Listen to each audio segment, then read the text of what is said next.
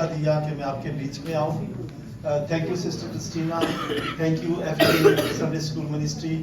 آپ نے مجھے پچھلے سال بھی بلایا. پچھلے سال تو میں نے ٹیچنگ بھی کی تھی, اور اس سال میں صرف اپنی بکس کے بارے میں تھوڑا سا بتاؤں گا کہ آپ نے کیسے یوز کرنا ہے. لیکن میں 2 آیات میں نے تلاوت کرنا چاہ رہا ہوں. آپ بائبل میں کھولیں بے شک. امثال کی کتاب 19واں باب اور اس کی دوسری آیت میں لکھا ہے, یہ بھی اچھا نہیں کہ روح علم سے خالی. اچھا نہیں تو اس کا اپوزٹ کیا ہے؟ اچھا ہے. اور اسی کو اچھا نہیں کا مطلب یہ ہے اٹس ویری بیڈ. یہ بھی اچھا نہیں کہ روح علم سے خالی رہے, تو اس کا دوسرے میں یہ کہہ سکتا ہوں روح کا علم سے خالی رہنا بیڈ. تو آپ لوگ علم لے رہے ہیں خدا کا, آپ اچھا کر رہے ہیں, ٹھیک ہے. اب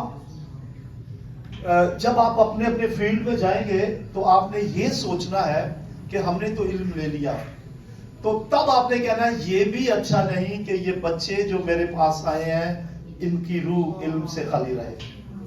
ٹھیک ہے. آپ تو آج سیکھ رہے ہیں اور علم لے رہے ہیں, اور جب آپ لے کے جائیں تو بچوں کو آپ نے اس علم کو کنورٹ کرنا ہے, وہ علم انہیں دینا ہے, کیونکہ it's not good, it's bad کہ روح علم سے خالی رہے. تو خاص طور سے جن کے لیے آپ ذمہ دار ہیں ان کو, ویسے تو کہیں بھی موقع ملے آپ کو, آپ کے پاس جو خدا نے علم دیا وہ ان کو دیں, لیکن خصوصاً جو آپ کی خدمت میں ہے.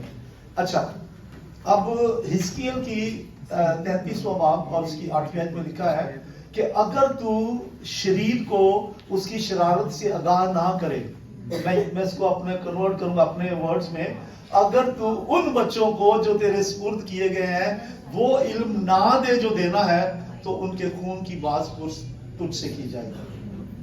اسی آیت کو میں نے آپ کے لیے موضوع بنایا ہے کہ اگر آپ بچوں کو نہیں سکھائیں گے تو اس کی جواب طلبی ہوگی. خادم بننا اتنا آسان نہیں ہے, ٹیچر بننا اتنا آسان نہیں ہے, ذمہ دار ہونا پڑتا ہے, اور پھر خطرہ بھی ہے کہ خدا پوچھے گا. ٹھیک ہے. تو خوف نہیں آئے گا آپ کو, خدا مجھ سے پوچھے گا کہ یہ بچے میں نے تجھے دیے ہیں, تو نے انہیں کیوں نہیں سکھایا. تو جب میں 1 منٹ کے لیے چاہتا ہوں, نہیں چند سیکنڈ کے لیے میں چاہتا ہوں اب اپنی آنکھیں بند کریں اور میرے پیچھے دعا کریں کہ اے پیارے خداوند, جو علم میں یہاں سے حاصل کر رہا ہوں, میں اس علم کو بچوں میں منتقل کر سکوں, یسوع کے نام میں, آمین. Thank you.